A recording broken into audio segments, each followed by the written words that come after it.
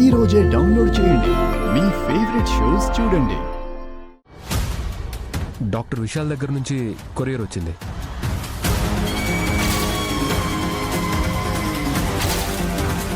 అనన్య గారికి ఉన్న ప్రాబ్లంని నయం చేయకుండానే నా ప్రామిస్ని విరమించుకుంటున్నాను.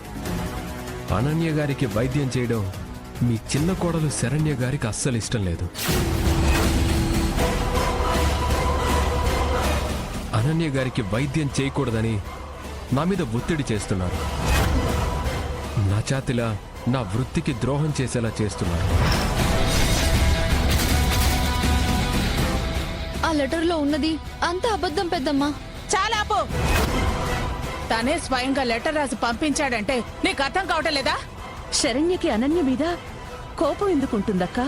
లేదా ఆనంద, అనన్యాని తను ఏదోలా బాధ పెట్టడానికి ప్రయత్నం చేస్తూనే ఉంది.